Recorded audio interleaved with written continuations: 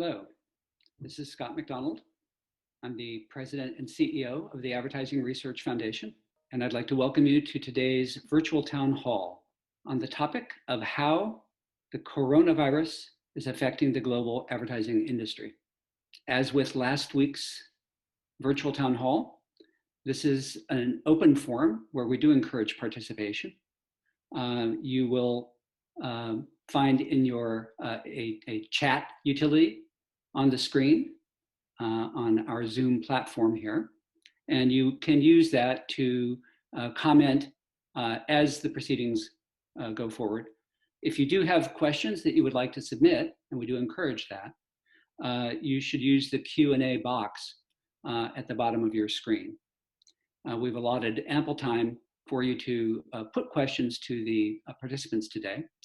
So I do encourage you to take advantage of that and ask away. We will be recording the broadcast today and sending out a link tomorrow in a follow-up email that will be available to everyone who's registered for today's session. So moving forward, I would like to introduce the three participants, and I'll introduce them all at once for now.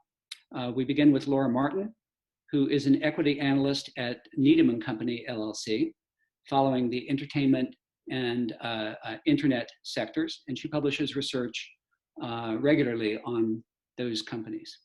Following Laura, we will hear from Brian Weiser, who is the Global President of Business Intelligence for Group M, WPP's world-leading investment group.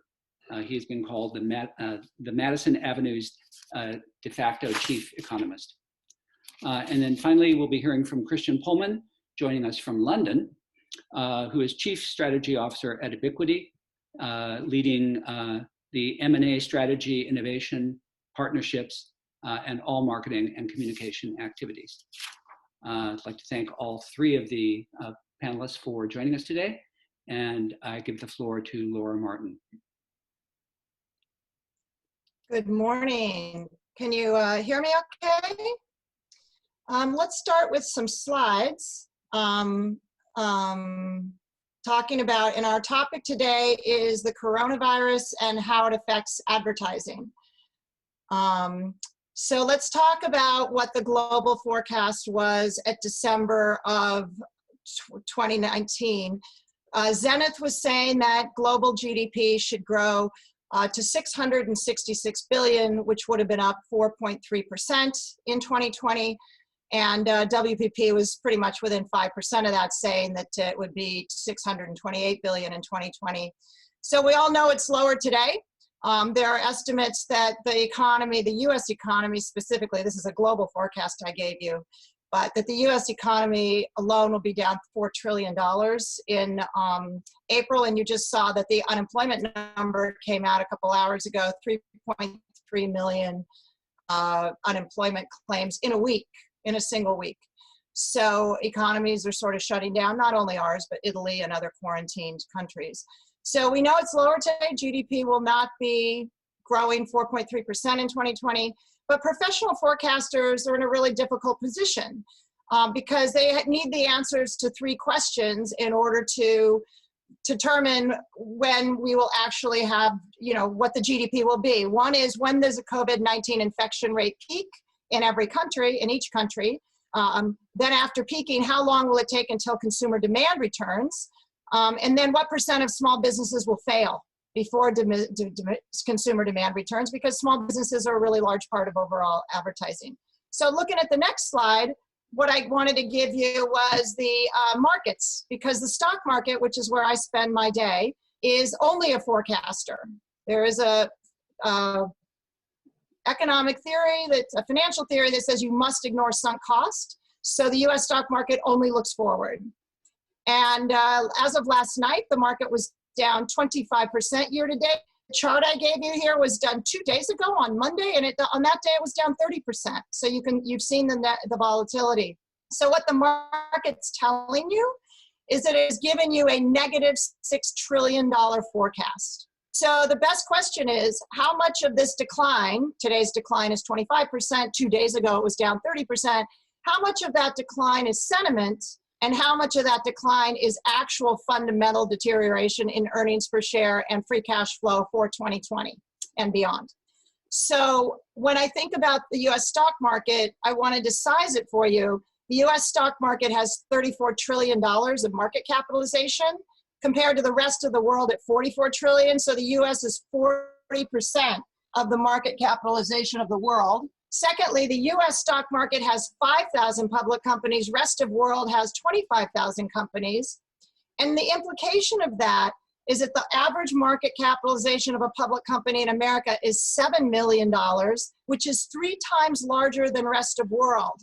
So as we start thinking about what small businesses can't survive the downturn from coronavirus, one of the clear implications, it is more likely that US will come at the small business and businesses will come out more dominant from rest of world because rest of world's businesses are all a third the size. So we're really worried about small business here, but the rest of the world's in actually worse shape. I also wanted to give you the productivity number. US was 15% of global GDP and versus 4% of the population. So we are much more productive than most economies. So looking at the next slide, I wanted to answer the question, is the stock market cheap? And so the answer is no, actually, because what happened was this crash that we've seen feels worse than it is because look at the highs we were at. So this is the PE ratio for 40 years, for the last 40 years. And we're at about 16, probably 17 today. And the problem was we were starting from a high of 65. So when you look over a 40-year historical range, we're sort of near the high end, the peaks of prior periods. It's just is down a lot from what was an overvalued market. So it's unclear to me when we talk to institutional investors, it's unclear to me that actually the market will only go up from here. It sort of depends on the actual facts of the length of the coronavirus impact and policy responses, whether they work. So there's 3 reasons, there's 3 components of the degradation in stock market. We talked about negative EPS or free cash flow impacts. We talked about coronavirus may take longer or have a deeper negative impact. We talked about irrational anti-exuberance, the opposite of exuberance. But consumer spending is 70% of the US GDP. And the last point I wanted to make on this slide is it's 50% of money managed today is passive, which means there 50% of money managed is actively managed. And then the passive funds, meaning when you invest in an ETF or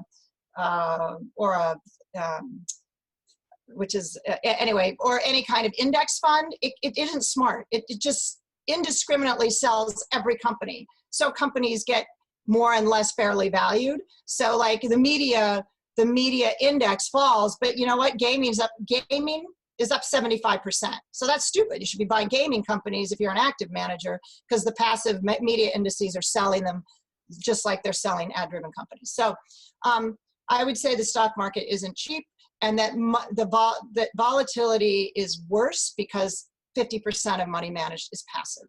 Okay, let's go to the next slide. And let's talk about what do we know. There's a lot of uncertainty.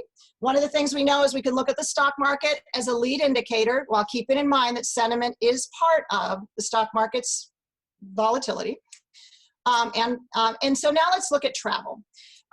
Instead, what we can learn something from travel. There's like 3 lessons we can learn from the travel industry. So already travel advertising has shut down. So why do we care? Well, the first thing is travel, you can see on this chart, these are eMarketer charts, is the 6th largest advertising category. In 2020, it was supposed to be 8.6% of total digital advertising. And you can see that meant it was going to be $13 billion in 2020. I gave you both charts. So this is a US number and it's digital only, okay, because that's what eMarketer does. So we're looking at a really huge travel, and travel includes hotels and online travel agencies and Marriott and airlines. It includes the whole travel sector, anything having to do with hospitality. So when we go to the next slide, we need to look at, one of the things we need to think of is how much of travel's advertising impacts digital compared to offline. So half of travel spending is on digital media. And that means the impact from travel advertising shutting down is 3 times worse than the impact travel advertising shutting down has on television, print, or outdoor or radio. So the math works that each of the offline silos only has 8% of 13% because they have a quarter the exposure of digital. And the next slide shows that within digital, 2 companies, Facebook and Google, are 70% of advertising. So when advertising shuts down globally, really, who gets hurt by that? 70% of travel advertising is digital, or 50% from the private side, but 70% of that digital number is Google search. So Google search, so travel is 11%. That's what this slide shows.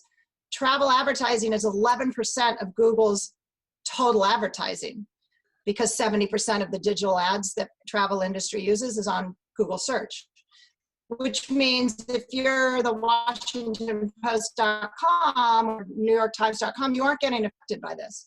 So that's sort of, I think, an important lesson here, that when travel silos turn off, like entertainment is also turned off as we get big films pushed out, that different media are affected in different ways. And in this case, travel mostly negatively affects Google search. And then, so let's just go to my final slide, which is my key takeaways from these 7 slides I did. And my key takeaway is COVID-19, both the data and the policy responses, they change every hour, which makes credible forecasting difficult. Second, stock markets only forecast, but the daily volatility, you've seen this market go up and down 5% in a day, confuses the signal versus the noise. So you have to look at sort of longer term trends, and by that I mean days or weeks in this world, because it's hour to hour changing. 25% stock market includes fundamental impacts, which really is an assessment of lower earnings per share and free cash flow, but it also includes sentiment, which is fear. And then finally, starting at a 40-year high PE makes the market's downdraft appear much more destructive than it really is. We're still at sort of high levels on a historical basis, on a valuation basis. And then I want to make the point, using the travel industry case study, that there's an uneven impact when an industry shuts off advertising. It doesn't affect every type of media the same. And so media, you guys all know in the advertising world which media affects you the most, or which silos of advertisers affect you the most.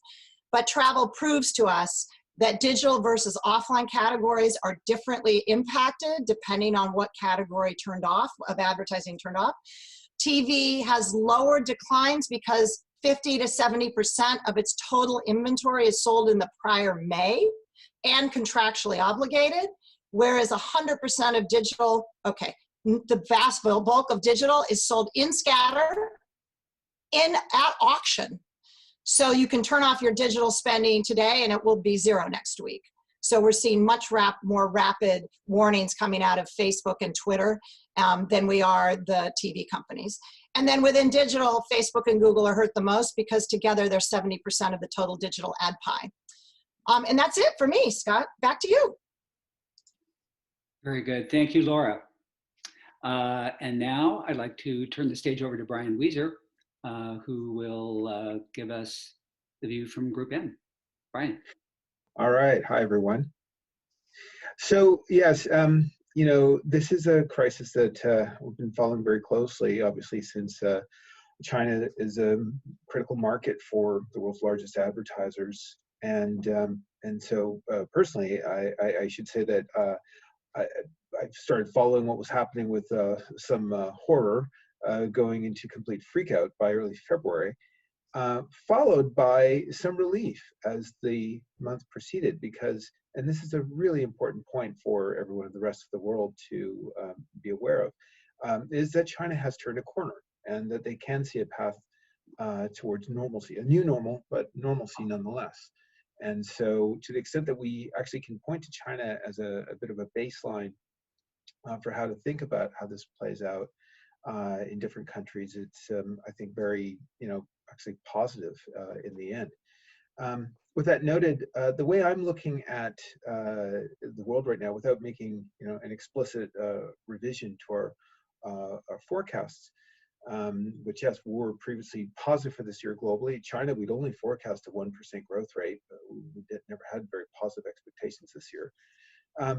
What we can say is that there are three different kinds of countries, roughly. There are those who were hit with the crisis and immediately took appropriate aggressive steps to address the matter. You would bucket Japan, Singapore, South Korea among those.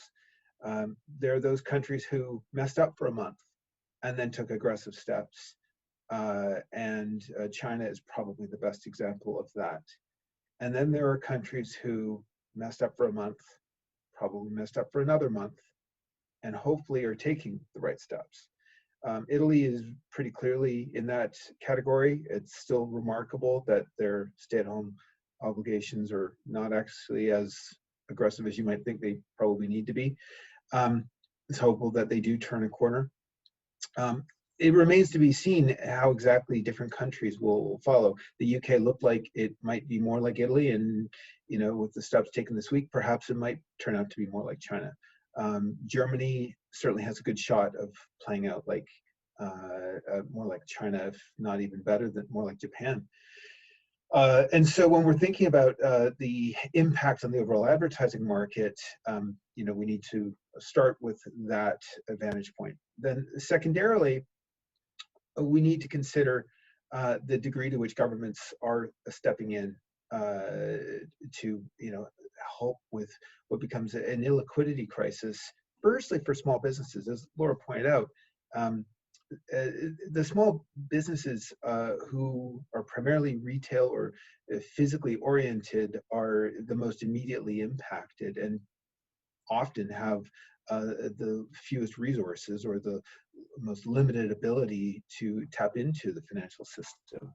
A lot of the support that we've seen to date has not been focused on those companies. And I think this is where the most severe risks are, because if you compare the global financial crisis, what you had there was a situation where the world's largest financial institutions were suffering from illiquidity very quickly, and that would have had an impact on every other company. This is the opposite, and the small businesses are getting hit first and fastest, notwithstanding the travel category, of course. And of course, there would be knock-on effects on larger companies. Policy to date was focused on solving the problems of the last crisis. Not that it was a bad thing, but we have to be mindful that it's not necessarily going to prevent negative consequences. There is, of course, time to see if different governments will have the right solutions. In some countries, France, for example, you do see a full backstop being put forward for small businesses.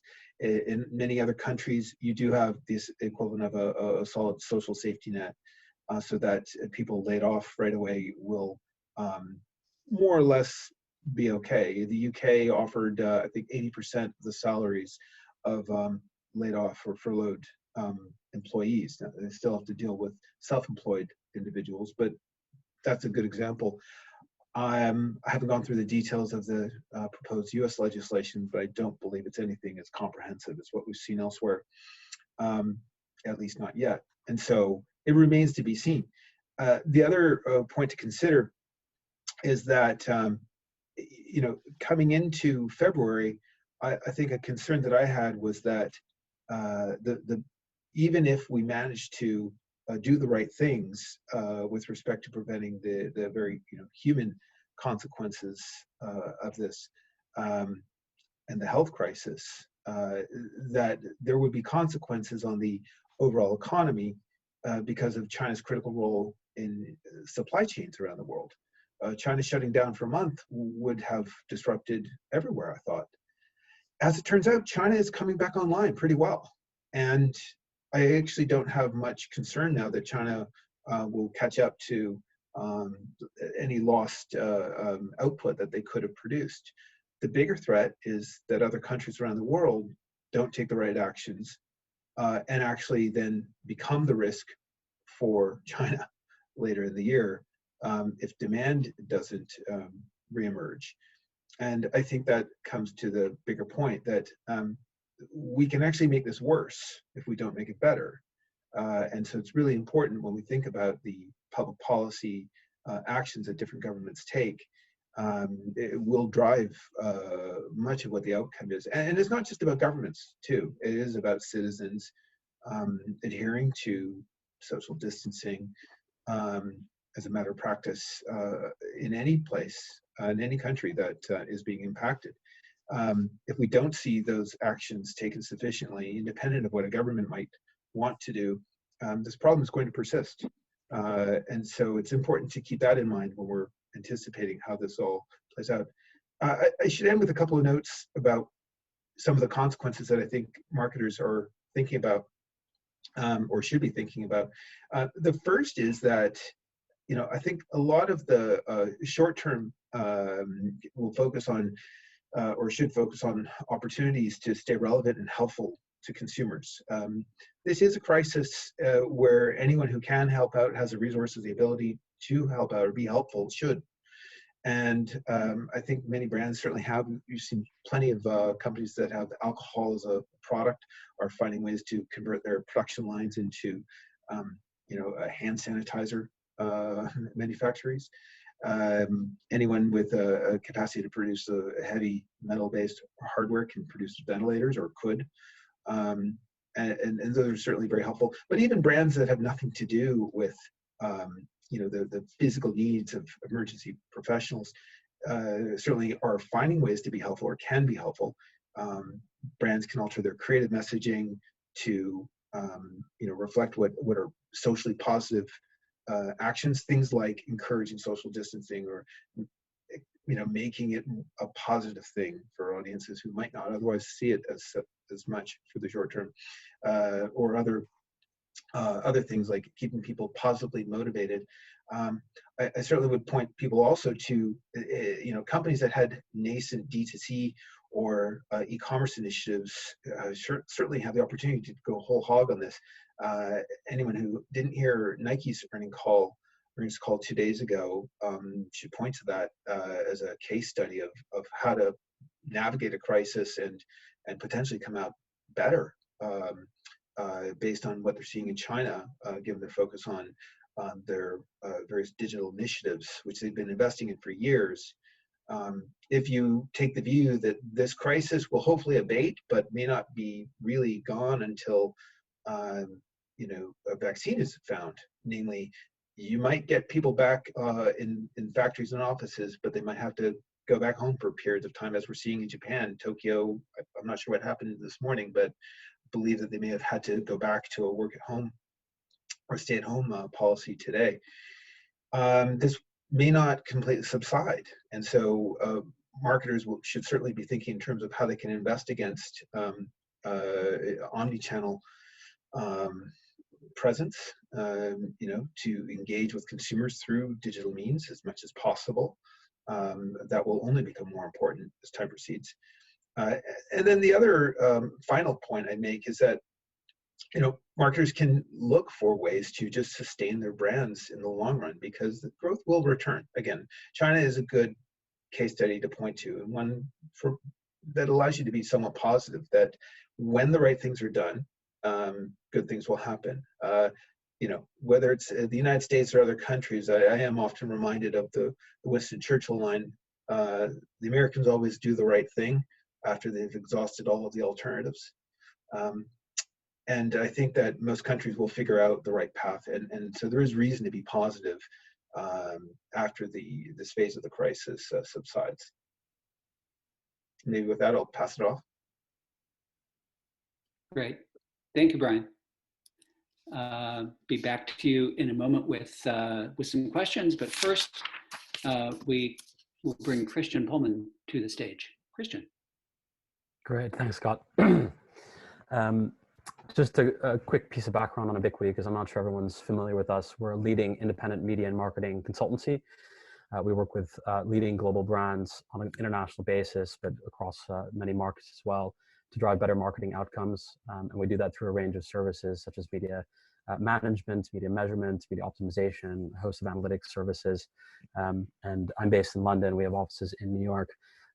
Some of my colleagues from New York are probably dialed in, so welcome to those of you who have been able to join. And we have I'm in a global role, have a global perspective. I'm just going to pop up my presentation here because I've put some slides together and just shot if that's not showing up for any reason. I'm just going to presentation mode. I'm also going to step back and just do the helicopter view for a minute because I think that is important as a bit of a scene setter. And then I'm going to share some insights from some of the work that we've done and some of the research that we follow. We look quite closely at the research when it comes to how we then advise our clients. So now is probably a good time to do a bit of reflection on what we've learned from the past. And then I'll share a couple examples of things that I think have already been done in a very interesting way by brands and that we can all learn from. So just kind of jumping right into things, I think the headline from my perspective, if you do take the helicopter view, is we really shouldn't be surprised. People have been talking about this sort of situation for a long time. And I know it's always easy to sort of dig those out from the archives, but there's plenty of public policy and health policy experts that will tell you this and agree with me on that point. And one of the key reasons here is just poor planetary health. I think we have to acknowledge the fact that is a driver. We are in a perfect storm at the end of the day in terms of a global situation where we do not have sustainable supply chains, particularly when it comes to the food industry. We're also very interconnected, more interconnected than we've ever been. And so the speed of these things and the knock-on effects, it's like it's never felt like a greater game of dominoes than now. Or dominoes stacked up, at least the kind of dominoes that my kids play. The third sort of major factor here is nationalism and unilateralism coming into sort of mainstream politics over the last number of years at a time when we need cooperation. And so that is part of what's creating the perfect storm. And I would say the last sort of key thing, everyone's been looking at the Edelman Trust Barometer for a number of years, and it's been sort of steadily in the headlines year and year, getting worse and worse in terms of the trust that population has in our key institutions across society. And that's coming at a time when trusted information is absolutely critical to inform the public and guide policy making. So that's a major challenge. Long term, the solution is going to be a sustainable food chain, as I said, and certainly one that needs to be affordable as well. We have to keep that in mind. In the short term, there's some very pressing needs to solve this crisis in terms of having a vaccine, having preventative treatment, or treatment after infection, as well as large-scale testing to be able to understand whether people have been exposed to the virus or not. And I'll come on to this in a second, but there's an interesting development on that front in the UK in particular. Consumer confidence is absolutely key here. I think that's a quite consistent theme between the three of us.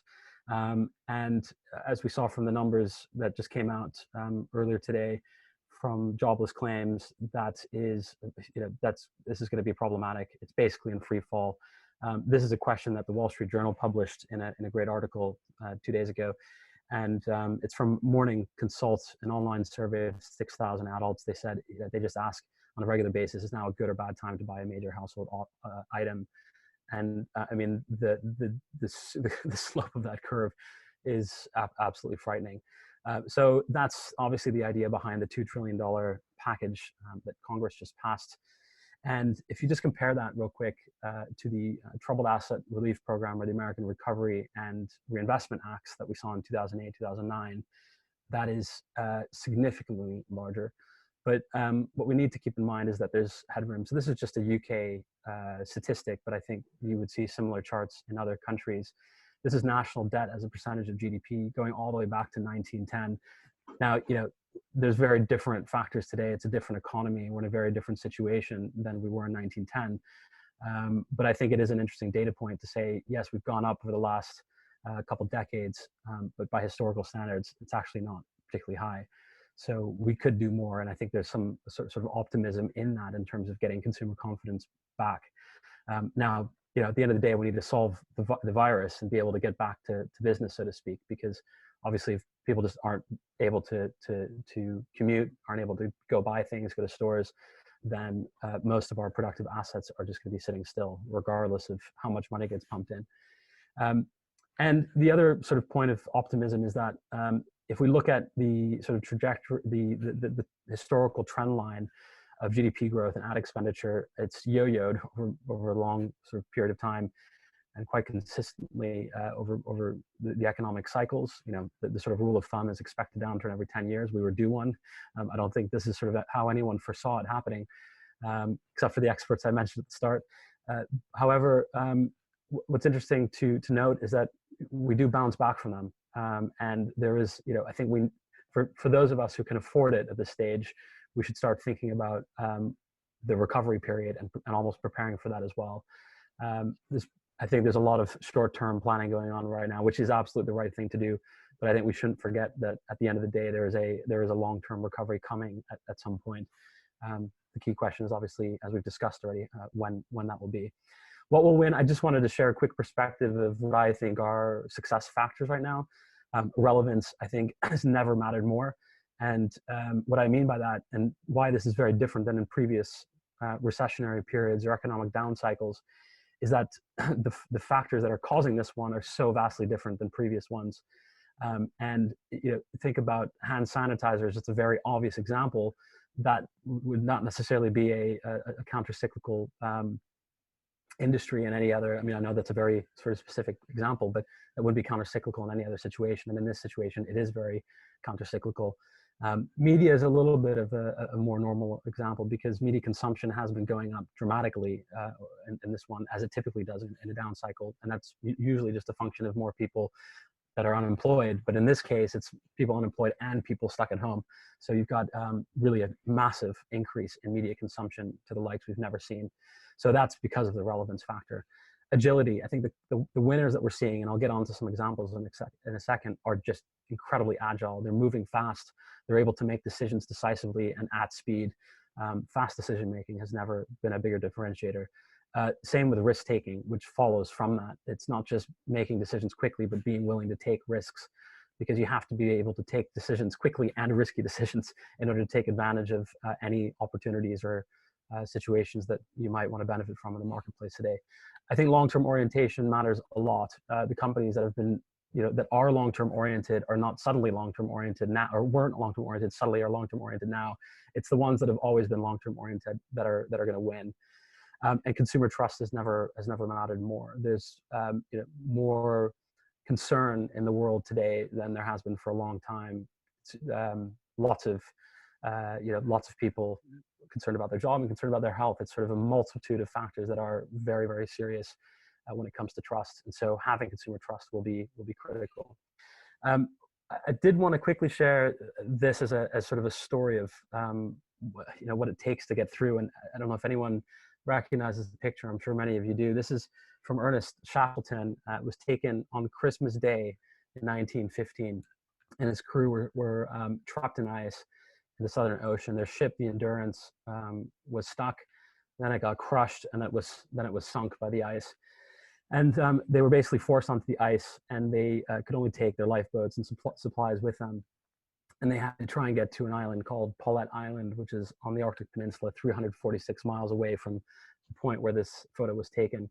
Now, I just want to, I particularly chose this example because I thought of this when I started seeing memes showing up online from day 2 in isolation, you know, jokes of people going crazy.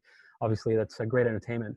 But we have to keep in mind the situation that was here, which is this is day 341.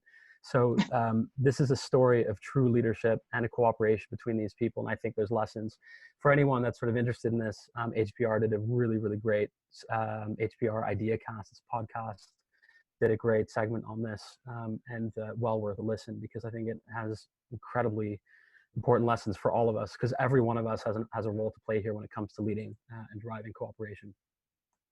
So kind of a lasting message from all of this is, in any crisis, the rate of change will accelerate. And I think there's some really big changes that have already been in motion in the economy. If anything's going to happen coming out of this, it will be that those changes speed up. And we've already seen that when it comes to the digital economy, for example. Now moving on to some of the insights that, that we've sort of cherry picked from some of the data that we've seen that I think are particularly relevant today. One is market share performance is really quite related to share of voice, and that applies in a recession as well. And more importantly, that if you maintain share of voice, your market share gains can be substantially higher in the years after the recovery. Now, obviously, it's going to be, there's sectors like Laura was saying, travel is very difficult in terms of even maintaining or certainly not increasing spend, but certainly maintaining spend is out of the question. So this doesn't apply to everyone, but for those who can afford it, there is logic in trying to at least maintain spend, and if not increasing spend when we look at data from the past. Now, maintaining and increasing is all relative, really, at the end of the day. If this recession is really deep and spend volumes come down dramatically, some people are talking about 20%, which would be an unprecedented swing down, then what we're looking at is actually maintaining your share of voice, which you could do with a lower budget. What would matter really at the end of the day is doing that in a way that's relatively higher than your competitors. And the reason for this is because if you look at the sales of impacts that we capture from our marketing activities, typically you see only a small share, less than 20%, within hours or days. Sort of a rough time frame there, but that's a very short amount of the impacts, which you typically pick up, for those of you who are familiar with digital attribution as sort of one methodology for doing that. Less than half are weeks, months, and then it takes months, if not years, typically up to 3 years with a lot of the brands that we work with to see the full impact of their investments. And that's why this is such a key that's why it's such a long-term game. Laura actually sent me these after I shared some of the points I was going to make, which is some information from Kantar, which shows the net effects of brand health after advertising was cut, TV advertising was cut specifically over the course of a 6-month period, and you can just see a massive drop-off on key brand indicators, which is obviously related to that. And those are indicators of long-term. 15 years ago, Diageo did an experiment where, well, it ended up being an experiment that you can learn from, where they shifted spend from Bell's into Gordon's. And what we learned from this example, and I'm sure there's much more recent examples, is that actually the advertising sustains a price premium in the marketplace, and price premiums can be worth more than your advertising spend itself. So if you are in a category that's able to maintain and in some cases grow volume, this is something to keep in mind. And just sort of a similar data point from an earlier study. This is, I'm really digging into the past here, but I think we have to look throughout the past to get all the relevant insights for something this significant. 1980, 1981 was another, 1980, 81, 82 was another recessionary period. And for the brands this is a study of about 600 companies. The brands that decreased ad spend, you can see their sales growth was pretty much flat, increasing modestly after a 3-year period. But for those that maintained their increase, there was a significant ramp up. That's on an index basis. So where does this leave marketers? I really like this quote from Sam Walton that someone on our team dug up, which, as we know, has been an enduring business. I was asked what I thought about the recession. I thought about it and decided not to take part. So it's sort of there's a real lesson in there for those of us who have the luxury to think in that way. Again, that's not everyone. Another example, this is a business that's almost 100 years older than Walmart, so even more well-established as a brand. They actually helped the UK government plan for rations, and they did a bunch of forecasting and scenario planning for the government using their analysts, and they did a whole bunch of other things during World War II to essentially support the public effort to get through World War II. And the story there, I don't have the data points, that this was something that was talked about for decades, including even in the 60s and 70s. There was some real goodwill that lasted for a very long time as a result of that. And I think there's some interesting lessons. More recently, I think Brian already mentioned, the sort of pivots that companies have been making, I think is pretty impressive. This is a brewery actually, but I think the slightly more impressive one was LVMH, who in 72 hours from when the French government had sort of a call to arms for companies to help out, 72 hours later, they were able to release their first bottle of hand sanitizer, which is obviously in high demand and required in hospitals, as we all know at this point.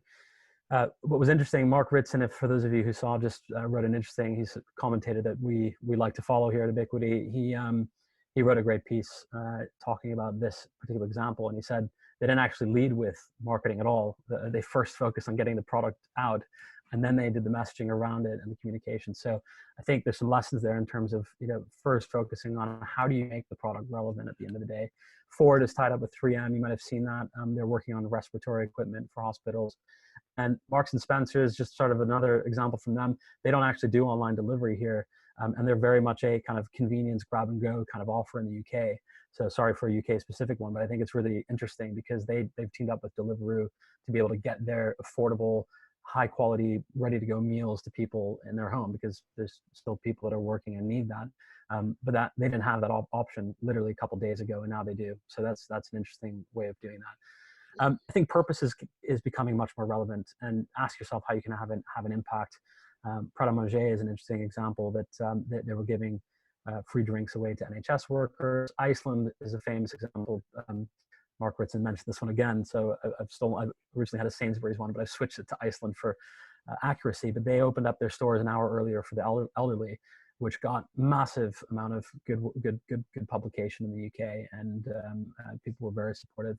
This is a slightly more sort of straightforward one, but Coca-Cola used their Times Square billboard in a positive way to promote good messaging around social distancing. And I learned, this is one that's personal, I learned the other day that my cable provider, Virgin, is giving us free Cartoon Network and Nickelodeon without asking us any questions or asking us to pay anything. It's just there. And with two small kids in the home, I was very appreciative of that. Change your messaging. Clorox was an obvious one. They went right for it, and they said, how can we help prevent the spread? GM, I think, is a great example of offering, and all the automotive companies have done this since, offering 84-month zero interest. That's effectively a pricing mechanism. And this is one that I thought is great, which is DoorDash got together with Uber Eats, Grubhub, and a few others to start an open for delivery campaign, because they realize that restaurants are obviously a key part of their supply chain, and the restaurants are struggling. They're essentially changing their message to support restaurants and reorienting their business around that. One last plug there for the Ritson article. He talks a lot about Uber Eats and how they've gone through a whole range of different activations to get that done. It's really about not just pure communications. It's about pulling every single business lever you can think of. And the last one is just, don't forget to entertain, really. I mean, you probably saw this one in the news around Buffalo Wild Wings was going to sponsor March Madness. Obviously, that's completely off, a lot of money down the drain. Well, that can get redeployed in creative ways. And what they've done is encourage people to create homemade videos of them doing sporty stuff at home. And here's an Instagram influencer who was juggling toilet paper with her feet and managed to get thousands of views from that. So clearly it was reaching people and entertaining people. Two parting thoughts, and then we'll turn it over to Q&A. And I think Scott will pick that up. So again, just kind of trying to get back into a positive mode of thinking here. I really like this statement from Nike, who has started coming out with a bit of publicity around the fact that they've come out on the other end. It's certainly in China, just to echo some of the themes Brian mentioned, where they feel that there's some positive momentum there and a positive story. But John Donahue said, this is a moment in society where the private sector has a major role to play. And I think that has never been more true than this moment. And I think we should all be asking ourselves what role we can play. And I do want to, just because this is really a forum to discuss the impact on advertising and marketing, the business enterprise has only two basic functions: marketing and innovation. It's a quote we've all heard. And that means that we all have a particularly important role to play, if I can sort of say that for a moment, because marketing will will play a role in carrying the economy through. We just need to do it in different, unique ways, think creatively, take risks, and really assess the situation from a completely different perspective. So that's it for me. I'll pass it back to Scott. Thanks. Thank you, Christian. And now we will have all of the panelists join us. Everyone's there. Great, great. Well, thank you, everyone. A bunch of questions, and there are some still coming in through the Q&A box, and I encourage all of our viewers to submit their questions. Let's start at kind of like the highest level, and that's really beginning really with the assumption, which most observers would make right now, that it's highly likely that COVID-19 will provoke a recession, and different analysts sort of take a slightly different take on it. In some cases, you know, there's an argument that we won't really be out of the woods until there's a vaccine or some direct way of being able to manage the epidemic. There are others that focus a lot more on the widespread availability of tests, which can segment the population more effectively for mass testing to identify what may be a large number of people who have natural immunity to the to the coronavirus anyway. We just don't know and how many they are, and then others who are extremely exposed. How are you thinking about that? And how are you thinking about the duration, how deep a recession, how long it would be, and what are the key signals that you'd be looking at as you think about that?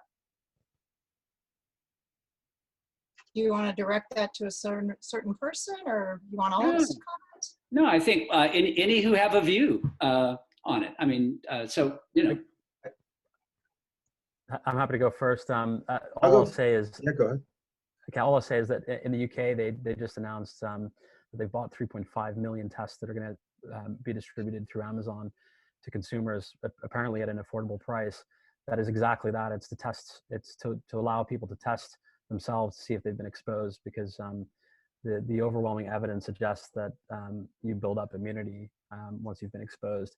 And if we can get as many people tested, then we can get as many people back to the workforce. If once we know what the situation is in a given country.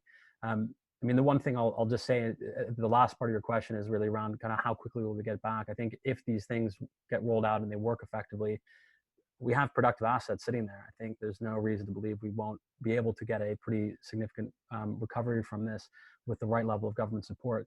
Unlike the war, things aren't getting destroyed. The assets are there. So, well, I might counter that slightly by saying you might have productive assets, but you know even without Brexit, there would have been Brexit alone would have been disruptive, I think, for the UK.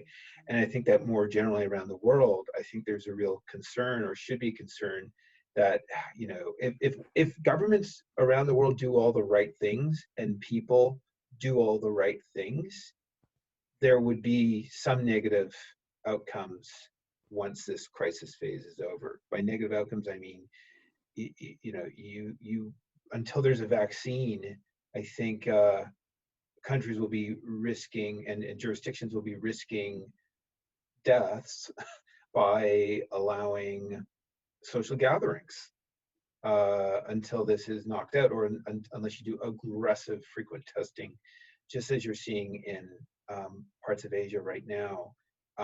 And even there, you're still going to have shutdowns that are just unpredictable, right? Until there's a vaccine.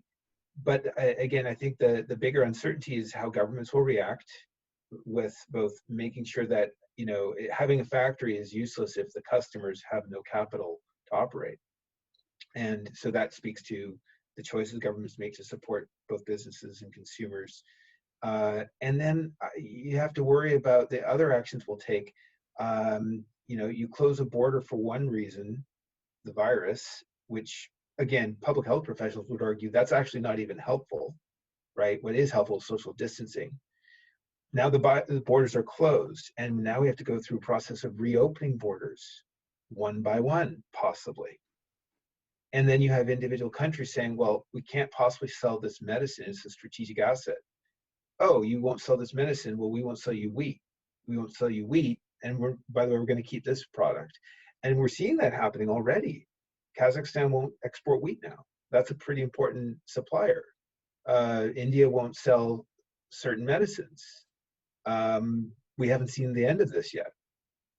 And so there are a lot of uncertainties. If we make all the right decisions, this won't be as bad as it could be. But the problem is, unfortunately, there is a tendency to not always make the right decisions. This speaks to the uncertainty of any sort of precision at this point in time. We can be optimistic that the right decisions will be made and that certain localities will make the right decisions and will be okay. I mean, the UK could be relatively well off relative to how it would have been knowing Brexit was going to happen anyways. And that, you know, China could be relatively okay. But again, I think the world is so interconnected that everyone depends on everyone else. And I think it's still too early to say how this plays out. And I guess the insight I would add is the human capital cost, which is not only is this disease falling more harshly on hourly workers in hotels and restaurants and hospitality, airlines, but also we are still at the point of fear. And to the extent people start dying, grief is a much longer term thing than just fear. And if the Chancellor of Germany is right, and 50% of Americans are going to get that, that means there's millions of people dead over 2 years, unless we eradicate it. And if millions of people are dead, that means everyone knows somebody that's dead. And what does that mean to consumer spending? Not just fear, but now the grief of burying people. And I think we don't know that yet because we're not at the point where a lot of us don't even know COVID infected people, much less we didn't lose our mother yet. So I think that the human capital cost is something that affects consumer spending, which is 70% of the US GDP. And in other countries, actually people revere their elderly even more. So it could actually affect them more than America in some, theoretically. So, I think there's still a lot of uncertainty about when consumer spending comes back, and that's what affects global economic strength. Right. So Laura, a number of the questions that have been coming in to the Q&A box really build a bit on your presentation about travel and that particular vertical. And so, and others may have views on this as well, but I mean, if we think of travel and entertainment and retail as being particularly affected sectors that are likely to have very negative near-term consequences that would affect their ad spending. So one direction of the question is, what about other verticals? What about CPG? What about tech? What about pharma and healthcare? And how do we see their spending unfolding in the advertising marketplace going forward? And then there's a set of questions about which media, which already you talked a bit about television's relative insulation for the moment. But let's start really from the advertiser side. How should we think more broadly about the effect across other verticals? Hey, Carolyn, can you put up that slide that I had on the percent of digital advertising from different verticals? I think it was slide 3 or 4 of mine. But anyway, so what I would say is this. I think the key takeaway is the vertical matters in terms of how it impacts different media. And then I would expect increased spending because there's lots of consumer demand for pharma and healthcare right now and lots of investment going into those areas. So those will offset, but I think when she puts up the slide, we're going to find those are much smaller advertisers. For sure, local is getting negatively impacted right now, and I think CPG is getting negative impacted. And in fairness, Christian and I have an honest sort of disagreement here. I don't think I think what happens in a lot of businesses is they want to meet payroll and rent, and they cut advertising because they can. And with digital advertising being 100% scatter, so you can actually cut advertising, the one before this, actually, Carolyn, that one. On the left, you see that, so travel was the 6th largest, CPG is the 5th largest. If we go down, there's media. Media is advertising, which is the 6th largest. And then healthcare and pharma, you see, is only 2%. So even if healthcare, my point of view would be from a numbers point of view, if healthcare and pharma are 3% and the advertising categories you're negatively affecting are part of retail, which is 22% of advertising, I don't think auto is being negatively affected, although people can push back because I see tons of auto ads right now. Yeah, Definitely. These numbers are digital. Yeah, this is digital, I get it. And it's uneven for offline, but these are really big numbers, right? Digital is half of all advertising now. Yeah. It's actually more than half of all advertising. So let's just use this as the big chunks of ad budgets. I'm just saying that pharma, even if it was twice as big in the offline world, like in television, it's still not close to travel. Still not close, even if you doubled healthcare and pharma spending in the offline world compared to where it is in the digital world. So the things that are getting hurt, so I guess one of the implications just off the top of my head might be that maybe the worst is behind us. Okay, that can't possibly be true. But the point is that there's a couple big categories that have completely stopped. That entertainment category on this slide down here at 5.6% stopped.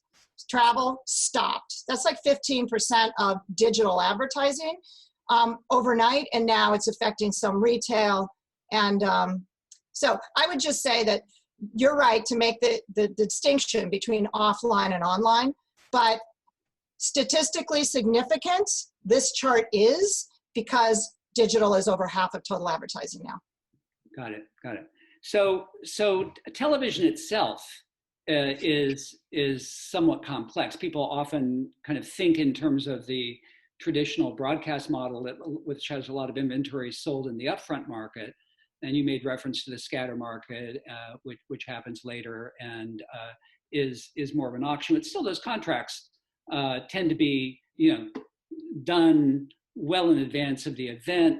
It's not at all like the programmatic, auction market in digital, which can come and go in a nanosecond. If you think more broadly across all the other sort of channels for advertising,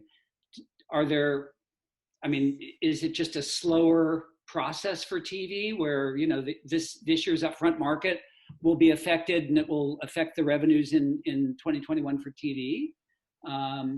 How should we be thinking about the effects for the different media channels? Well, I'll go first, but I'm sure Brian and Christian have opinions on this. I would say that what's different about media is sometimes some of my companies are talking about force majeure and suing to get paid. My opinion is none of that will happen in media. Media, these are long-term deals. Everybody makes money and loses money together. In talking to I cover Fox, and they are not going to get delivered games by the MLB because of the pandemic. And I would say that will be, Fox may have to pay the money, but if they do, my guess is the MLB will, account for it. When they do start delivering games next year, it will all be a negotiated compromise because everybody is incented to keep everybody in business. So sort of whoever needs the money most will get the money, and then the other party will have to give them more value later after COVID's behind us. Because I think what the media business ecosystem realizes is COVID is a 2-month, 4-month, 6-month problem, and most of these contracts are 5-year deals, and their relationships are 20 years in the future. So they don't want to do something in a quarter or two that blow up their relationship for the next 5 years. So in media, my opinion is TV will make it all work. Digital, you can't. It's 100% online. There's no customer service. So it either stops or starts, and there's no one to negotiate with. But media will make, especially television, my opinion is these will all be virtual martini lunches, and they'll figure out how to make everybody money in the long term. Brian and Christian. That one? Yeah, I don't entirely agree. It's absolutely true that there's a skew towards sustaining commitments that exist in television. The structure of how deals are negotiated involves those commitments, but advertisers have options to exercise them. that under normal circumstances, and they certainly will exercise them when they can here. And we see renegotiations. You may in some cases, and I think it really just depends on the company involved and its overall position. I think your point on everyone doing what they can to stay afloat. I mean, if you were a travel advertiser or you're an airline who's claiming that your business, I can't remember the words that IAG used, but you could basically say the viability of your business is in question. I think you probably would find of networks or other media owners, any media owner would be relatively more flexible with respect to not enforcing a contract if they can avoid it. And that goes to this relationship element that you point out. The same is also going to be true with some digital media owners and some budgets for digital, that the relationship goes both ways. But I think the bigger problem is that when you look at, you really need to look less at the medium and more the skew of the advertiser. And then because different advertisers have different skews of spend. Small businesses spend almost entirely online. And the businesses which have been most immediately impacted, other than in the travel category, are small businesses. And even in entertainment, I mean, putting movie theaters aside, most of that entertainment related category that's been impacted has been small venues, right? Bars, restaurants, music event locales. And that's why we've seen some alt weeklies effectively either shut down or lay off their staff. The Stranger in Seattle, Portland Mercury here in Portland, and then many others around the country, because their customers have evaporated, essentially. And so when you have small business dependent media owners or skewed media owners, that is really where the impact is. The fact that it's short-term contract, short-term agreement is an incidental aside. So I think I'd point that out. You look at other media, again, I think outdoor is in a unique position just because the basic value proposition of reaching people out of home kind of also goes away in the short term. It's not, obviously some people can be reached outside, but if the premise is that you're actually going to reach a wide audience in an engaging environment, that's not exactly a thrilling offering at this point in time. So you can understand why outdoor would get hurt because of the medium more than the marketer. But that's a pretty unique set of circumstance. Same with cinema. What cinema advertising would exist if cinemas are all shut? Yeah, I agree with Brian in terms of what's going to get hit the hardest. Cinema, out of home. Radio might do okay actually, because we've seen some uptick in some of the readership and the numbers we've looked at. I think the point about long tail is probably the key one, which is the digital players have 70% or so of the revenue at Google is dependent on long tail advertisers. In other words, people spending very small amounts of money, which means, in other words, small businesses. And if it's the restaurants and the local shops and stuff that are pulling spend because they're literally closing their doors, then that's going to have a huge impact there.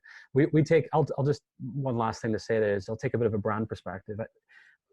Our counsel would be based, and this is based on some of the insights that I shared earlier. If you are able to invest and you are able to sort of maintain share of voice, again, that doesn't necessarily mean increasing investment, by the way. That doesn't, it could just be staying in the game, so to speak.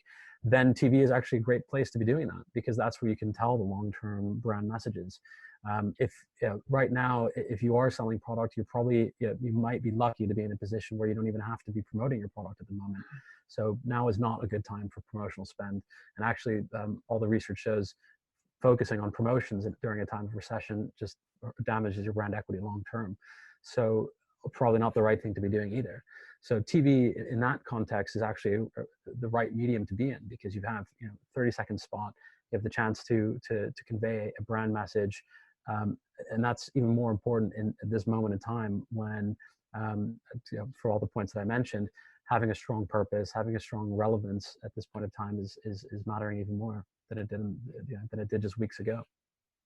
I would echo that as well. Excuse me. The ARF of course, was founded in the middle of the Great Depression in 1936. So it's been observing these cycles and calamitous events, starting really with the Second World War, and all of the other ups and downs. So there's a considerable body of research that echoes what you presented, Christian. The advice from ARF perspective would be try to keep your share of voice equal to or greater than your share of market for the long term, and you can do that a lot more cheaply because all the costs of media are suppressed right now. So continue to try to be in the game of advertising, if at all possible, while still meeting your payroll and your rent, of course. Scott, you're telling me my presentation should have just been to encourage people to go to ARF. Creative. You gave a great example of that as well, and focus more on the brand building part of it than the transactional part of it. That's really where your opportunity is for the long game. We had someone on, excuse me, we had someone last week make an argument that this was a moment that would be a signal sort of breakthrough for D2C companies, partly because of their direct relationship to customers and because so many of them deliver their products and services either digitally or through delivery services. But D2C companies tend to be small, at best medium-sized companies. So they're part of that same long tail that we're saying is going to be most disadvantaged in the present moment. So it seems like sort of conflicting effects. Do you, and perhaps this is an opportunity for the Nikes of the world to do a little bit of catching up on DTC. Do you think a scenario like that might actually play out, where this ends up being somewhat to the benefit of the larger companies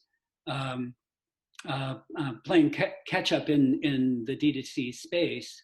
Well, yeah, let me try taking that on.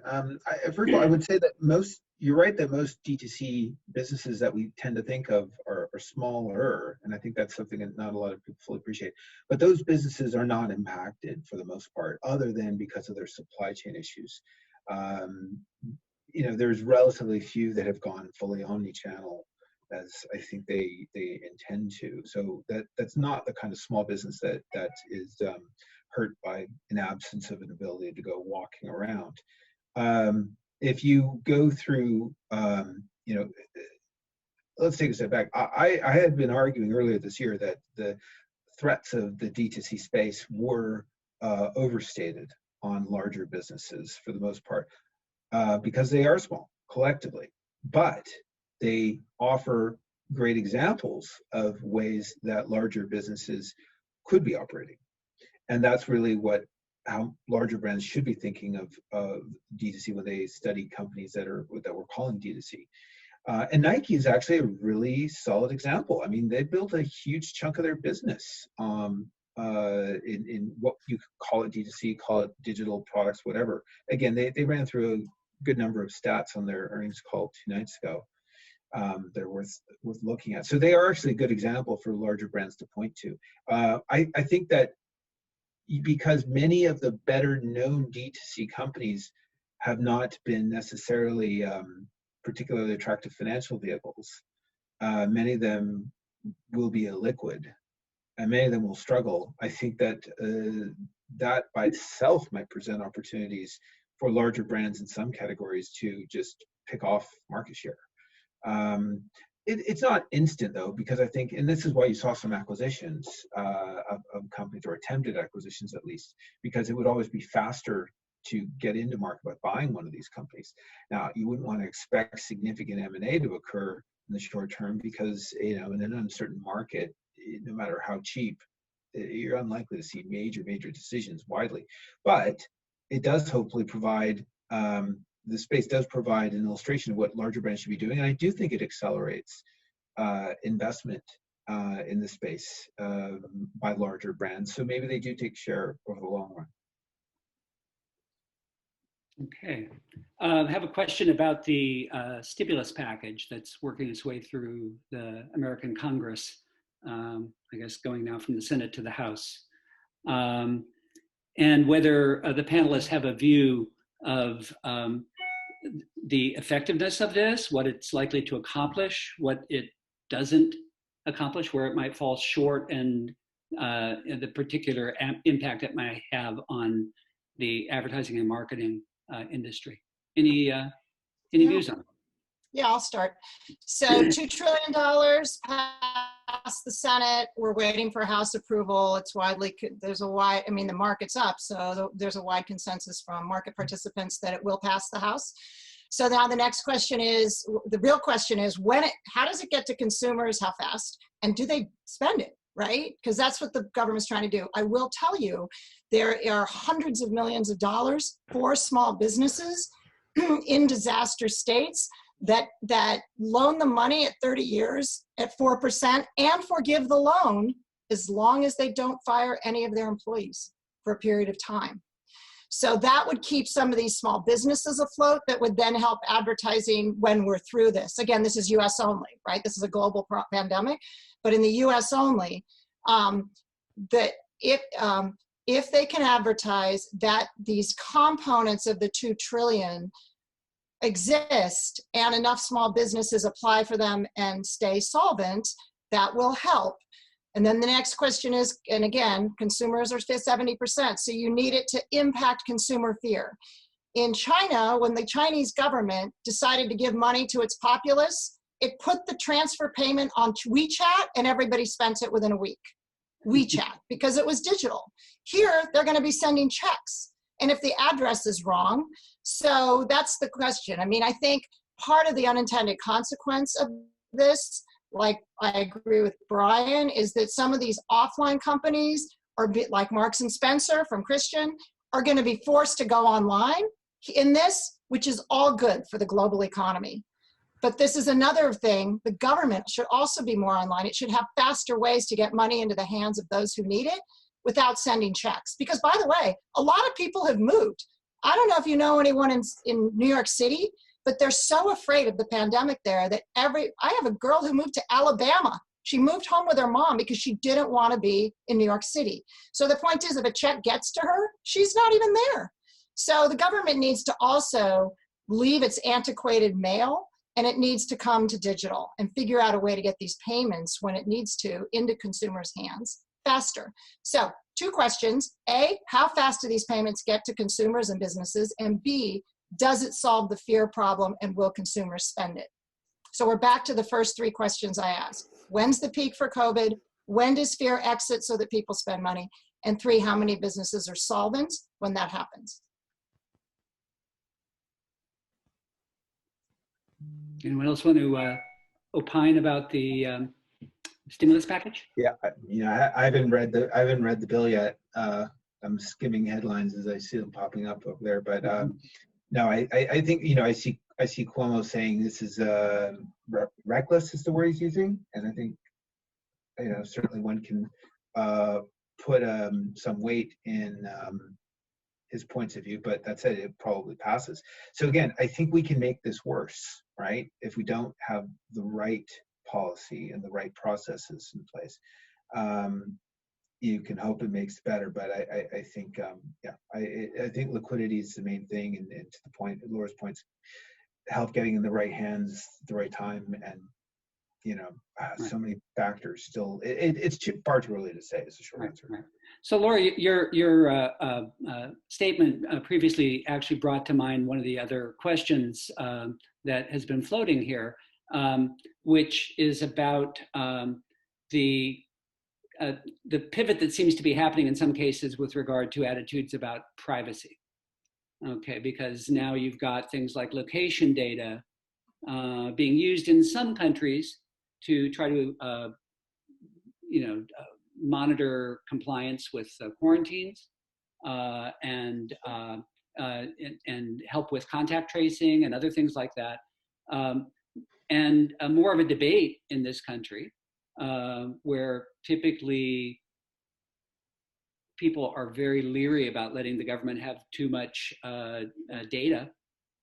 But as we saw after 9/11, there could be all kinds of changes, at least near-term changes in point of view about what we need as a collective people, that might then have some implication for the way that companies who have a lot of these data are treated going forward. We've kind of come through a phase of a lot of scrutiny of tech companies and the kind of data that they have about us. What if the government actually could find your friend in Alabama efficiently because they had a better database and more digital connection? Do you think there's a case to be made for some more lasting impact on our attitudes about digital data and its relationship to privacy coming out of this?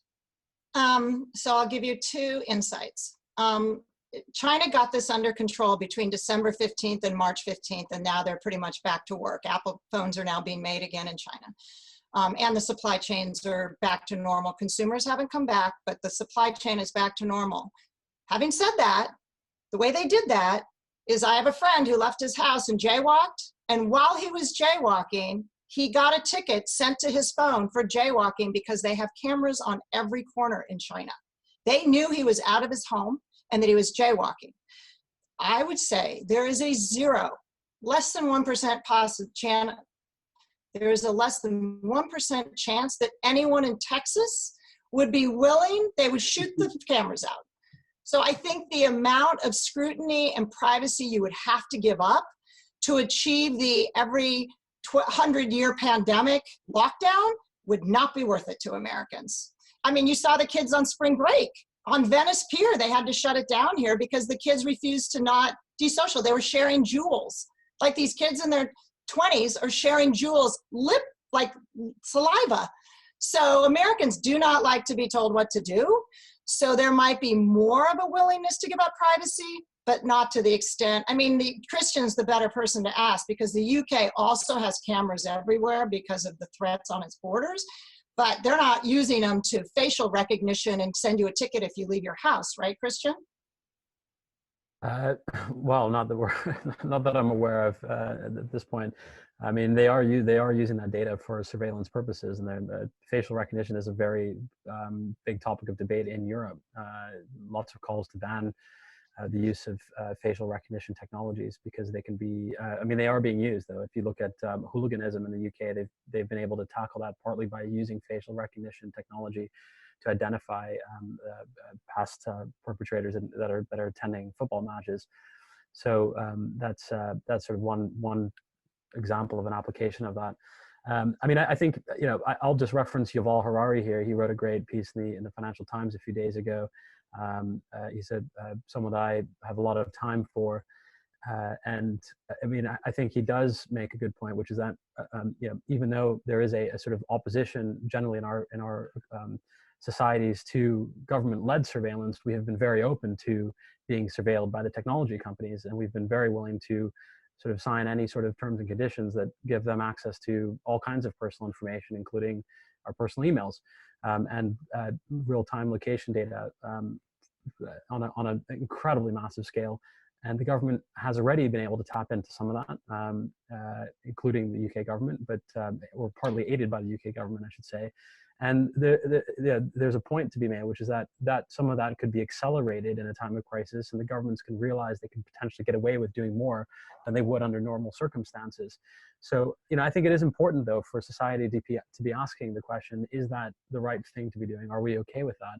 I mean, my personal answer is I don't think we need to be making those sorts of trade-offs. I just don't. I think there are other solutions.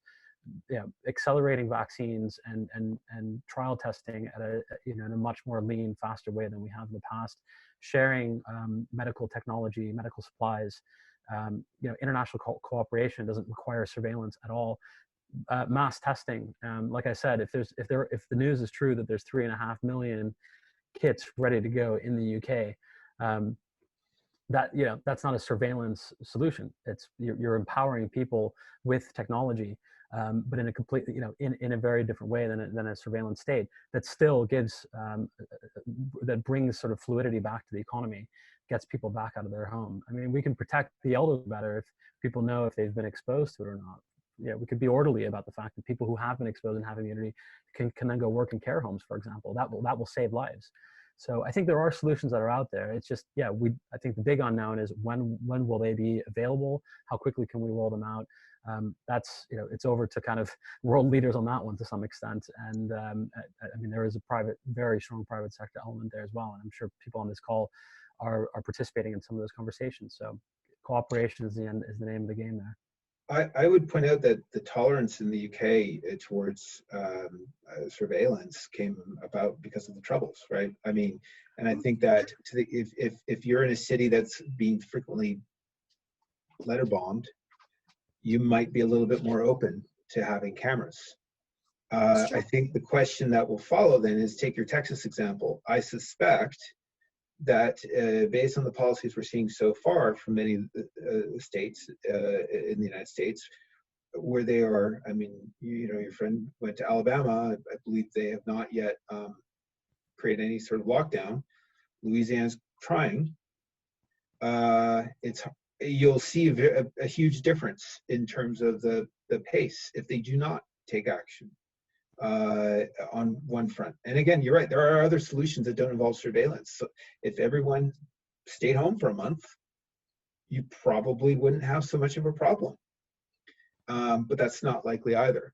And so I think you'll see different governments trying different things in different places around the world, and a wider range of openness to solutions depending on how bad the problem gets. This is the irony of the whole thing, that to the extent that it's possible to understand what happened and what was going to happen, that steps could have been taken, still can be taken, that we're choosing as a society not to take. And it's like we're avoiding the bad outcome, which means we implicitly choose the worse outcome. Once we choose not to take the worse outcome, we take a substantially worse outcome. And I think that there's been a reluctance, unfortunately, to choose the bad outcome because of willful optimism. It might not be worse. That's unfortunately not how this one will play out. Okay, so I think we have a few questions that take us back to the more media specific and advertising specific topics. One that's come in is asking the panelists for their estimation of the media price changes in the short term for TV and digital. Not, that term isn't really defined, but let's just say, for argument's sake, over the next 3 months. Well, my guess is we're going to have a difference of opinion, but I would say that digital, which is 70% Google, Amazon, and search, Google, Facebook, and Amazon, scatter, real-time demand, everything sold at auction, their volumes are up. Facebook came out and said their volumes are up double digits, which means your supply of ad inventory is up. At the same time, large categories like travel, some entertainment has disappeared. So pricing through the floor.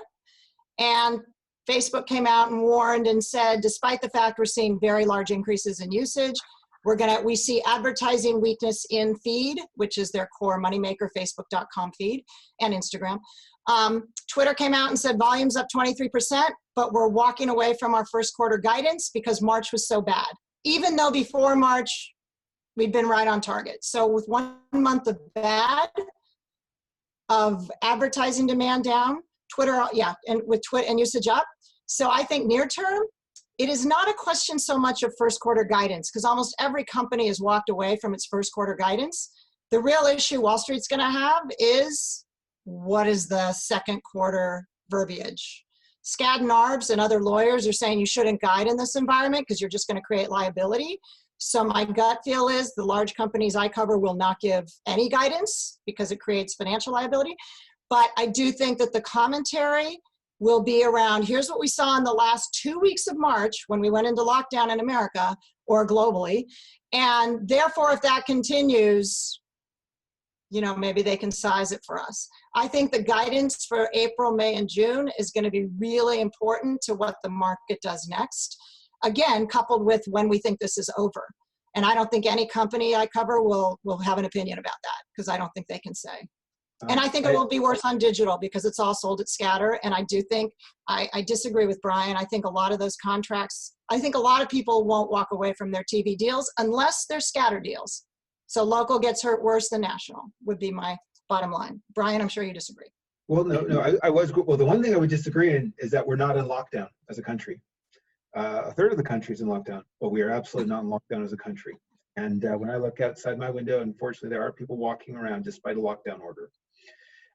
So we are not in lockdown, and let's please remember that. No, I think that it just depends. Pricing, all else equal, sure, pricing would be weak. I mean, but that said, I mean, what a good opportunity if you are a media owner who's been talking about making your inventory, your environment less cluttered, to make it less cluttered.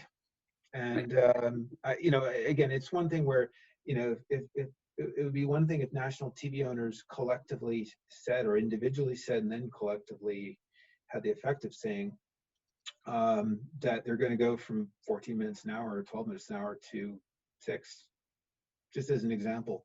That's obviously challenging, but if you wanted to find an opportunity to do it, now might be the time. And then you could argue pricing goes up on that basis. Similarly, I think, if you were selling, I don't know, face masks 3 months ago, I'm guessing your pricing is up right now. But most categories certainly are probably down. So it just depends, but certainly you would expect some softness. We haven't really talked about all that sports money that went away, which affects supply and demand, particularly on the television side. It was like 850 million, I think, for March Madness, and basketball, hockey, soccer, golf. I mean, there's a whole sort of pipeline of sports that's in jeopardy here. Do you imagine that money be affecting the pricing of television in the next couple of months? So many other moving parts. I mean, yeah. You have many advertisers who would welcome the opportunity to get out of that commitment, and so that some of that money just goes away because of they'll take that chance. Others who might be in categories where they actually really have campaigns that they plan to move forward with, they need to find somewhere else to re-express that. But TV consumption is generally up 30 to 45% in a city undergoing lockdown. And you can look to Italy, look to China. You see these 30-ish% increases in consumption. Sports in total is like 10% of TV consumption at a national level. Right. So there's inventory out there, that's for sure. But I think you could also argue that the brands should be rethinking what is the right way to express their strategy for their given business launch, and whether that should include television or not, if they have the opportunity to rethink it. Yeah, sports is a small share, but it is a very high valuable environment because it's live. So the ads are basically hitting consumers because they're watching the sport and they're engaged. I mean, the Super Bowl itself is a $100 billion plus dollar event, specifically for that reason. I mean, I think it's a bit of a triple whammy for TV. Despite what I said earlier about where brands should be thinking, because they're losing the sports revenue. They're also losing out on content, which is going to hit them long term, because at the end of the day, they rely on content to draw in viewers in the long run. So I'm taking a bit of a long term view here, and they've got a huge amount of reach at the moment, but they've got less demand for their advertising. Now, on the digital side, yes, that's where the spend can get yanked the fastest. To Laura's point, completely agree, that's going to fall off the cliff. But they're not reliant on production to generate content. It's all user generated. So, if we think more further afield, the digital players are going to be very well positioned when we come out of this, because people are going to be hooked on digital channels. They're going to be used to communicating through digital channels. It's going to accelerate that change. For better or for worse, we're going to end up in a situation where people are consuming and communicating a lot more digitally, which means that the eyeballs will be there. And the brands that are positioned in those environments will probably do very well if they can leverage that effectively. And that's the key here, because it's not, as I said earlier, now is not necessarily the time to be investing in it, but you can be positioned on it. If you are a Glossier type of brand, which is built on influencer marketing, and your D2C, brilliant. It's probably working very well. If you're an automotive brand and you want to maintain share of voice, that's not going to work. You need to stay on the television environment. I don't know if I Well, agree. I think that gets to be the last word, just simply because it's now 2:00. So I'm going to thank the panelists, and collectively and individually, and welcome the audience to join us at our next town hall. Thank you. Thank you. Bye-bye. Thanks very much. Great. Thanks. Bye. Thanks, Scott.